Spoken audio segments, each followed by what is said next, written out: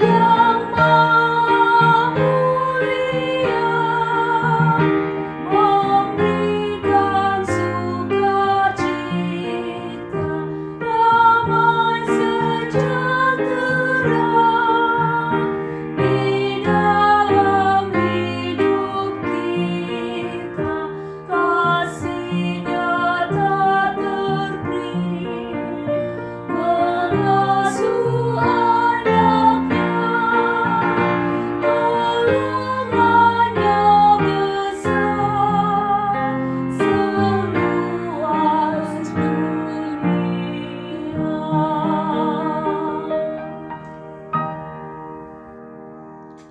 Shalom yang terkasih keluarga GKI Damai. Apa kabar saudaraku? Kiranya selalu ada sukacita di hati Sobat Samas, dan kita bisa jumpa kembali di Sapaan Damai Sejahtera hari ini, Selasa 29 Juni 2021. Renungan Samas saat ini kita ambil tema Memberi dengan Hati. Mari kita dasarkan pembacaan dan perenungan firman Tuhan di dalam doa. Bapa Surgawi, kami bersyukur dan berterima kasih untuk berkat-Mu yang tiada henti Kau beri dalam kehidupan kami. Urapi kami Tuhan, untuk dapat memahami kebenaran firman-Mu, dan biarlah firman-Mu terpancar untuk menjadi berkat dan kabar sukacita bagi kami. Amin. Sobat Damai yang terkasih, bacaan Samas kita hari ini diambil dari kitab 2 Korintus 5 ayat 1-5. Tentang pelayanan kepada orang-orang kudus, tidak perlu lagi aku menuliskannya kepada kamu. Aku telah tahu kerelaan hatimu tentang mana aku menggahkan kamu kepada orang-orang Makedonia. Kataku, Akaya sudah siap sedia sejak tahun yang lampau, dan kegiatanmu telah menjadi perangsang bagi banyak orang. Aku mengutus saudara-saudara itu agar kemegahan kami dalam hal ini atas kamu jangan ternyata menjadi sia-sia, tetapi supaya kamu benar-benar siap sedia seperti yang telah kukatakan. Supaya apabila orang-orang Makedonia datang bersama-sama dengan aku, jangan mereka mendapati kamu belum siap sedia, sehingga kami untuk tidak mengatakan kamu merasa malu atas keyakinan kami itu. Sebab itu aku merasa perlu mendorong saudara-saudara itu untuk berangkat mendahului aku, supaya mereka lebih dahulu mengurus pemberian yang telah kamu janjikan sebelumnya, agar nanti tersedia sebagai bukti kemurahan hati kamu, dan bukan sebagai pemberian yang dipaksakan. Sahabat Samas, bacaan kita di pasal 9 ini merupakan bagian sepucuk surat kecil Rasul Paulus kepada jemaat di Akaya. Akaya ini adalah salah satu provinsi dari 2 provinsi yang dibentuk Kekaisaran Romawi di Yunani, selain provinsi lainnya yaitu Makedonia. Surat ini dikirim Paulus untuk semua pengikut Kristus di gereja-gereja di provinsi Akaya dan juga kota Korintus yang merupakan ibu kota provinsi ini. Rasul Paulus yang bukan seorang Yahudi adalah rasul yang pada masa itu berfokus untuk pelayanan pekabaran Injil kepada orang-orang non-Yahudi, dan ia menjadikan Yunani pusat pelayanannya yaitu di ibu kota Korintus. Perikop pasal 9 ini merupakan bagian lanjutan dari pasal 8 yang merupakan surat ajakan Rasul Paulus kepada jemaat-jemaat di Akaya dan Korintus tentang pelayanan kasih yang telah dilakukan jemaat Makedonia. Dan Paulus meminta jemaat Korintus menyelesaikan kebajikan dan komitmen yang telah mereka mulai, yaitu komitmen di awal untuk ikut bersedia melakukan pelayanan kasih yang telah diprakarsai Paulus, yaitu berupa pengumpulan dana persembahan dari gereja-gereja orang-orang bukan Yahudi di Yunani untuk pelayanan gereja-gereja di Yerusalem. Paulus menasihati jemaat Korintus untuk mengikuti kemurahan hati orang Makedonia yang dengan sepenuh hati telah memberikan persembahan mereka yang terbaik, meskipun jemaat Makedonia tengah dibelit berbagai persoalan dan kemiskinan. Namun, hal itu tidak menumpulkan kemurahan hati mereka. Sebaliknya, mereka dengan penuh sukacita dan rela hati memberikan bantuan melampaui kemampuan mereka. Paulus menasihati jemaat Korintus dan Akaya dalam suratnya untuk merasa menjadi bagian dari persekutuan gereja-gereja yang lebih luas dan menjadi bagian dari pelayanan bersama.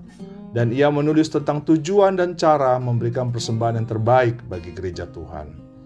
Dalam 2 Korintus 8 ayat 12 disebutkan, "Sebab jika kamu rela untuk memberi, maka pemberianmu akan diterima, kalau pemberianmu itu berdasarkan apa yang ada padamu, bukan berdasarkan apa yang tidak ada padamu. Bapak, Ibu, keluarga damai terkasih, ayat ini mengajar jemaat Korintus dan kita sebagai jemaat Kristus pada masa kini bahwa memberi itu bukan berarti kehilangan atau bahkan akan membuat kita semakin berkekurangan, meskipun kita dalam kondisi berkekurangan seperti halnya jemaat di Makedonia. Paulus tidak mengajar tentang jumlah pemberian, tetapi mengajar kerinduan hati dan motivasi hati kita saat memberi. Kisah janda yang miskin, ia memberi sedikit, tetapi Allah telah menganggapnya banyak, karena dibandingkan dengan bagian yang diberikannya dan karena hatinya yang sempurna. Sobat Samas yang dikasihi Tuhan, kita manusia mempunyai dua bagian otak. Otak kanan yang mempunyai karakter mampu membuat kita berimajinasi dengan kreatif untuk menganalisa untung rugi.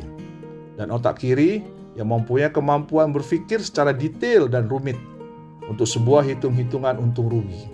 Sangat pas dan cocok bila otak kanan dan kiri ini bersinergi untuk menjalankan sebuah usaha dan bisnis.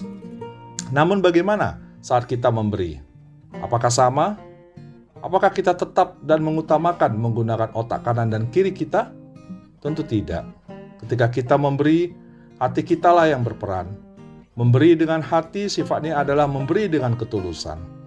Ketika kita memberi, janganlah sedikit pun berpikir dalam diri apa yang akan saya dapat atau apa keuntungannya bagi saya. Karena memberi yang berdasarkan otak pemikiran kita semata, maka otak kita akan mengalkulasi akan untung rugi dan mengabaikan hati. Memberi adalah memberi, dan hal ini hanya dapat dilakukan bila kita mau membuka hati kita terhadap penderitaan orang lain, siapapun adanya. Bapak, Ibu, Sobat Kristus yang terkasih, ada 3 hal yang akan menuntun kita dalam memberi. Pertama dan yang utama, kita harus memberi dan mempersembahkan hati kita, memberi diri kita lebih dahulu kepada Tuhan. Jemaat Makedonia memberikan diri mereka pertama-tama kepada Allah. Mereka bisa memberi dengan penuh pengorbanan menurut kemampuan mereka, bahkan melebihi kemampuan mereka, dan bahkan mereka masih hidup dalam berkekurangan dan kemiskinan. Yang kedua, kita harus memberi dengan kerelaan hati dan dipenuhi sukacita. Di pasal 9 ayat 7, Paulus menulis, "Hendaklah masing-masing memberikan menurut kerelaan hatinya, jangan dengan sedih hati atau karena paksaan, sebab Allah mengasihi orang memberi dengan sukacita." Kita tidak boleh dipenuhi atau mempunyai rasa segan atau enggan dalam memberi. Tuhan tidak ingin kita memberi hanya karena kita merasa tidak memiliki pilihan lain atau ada rasa keterpaksaan.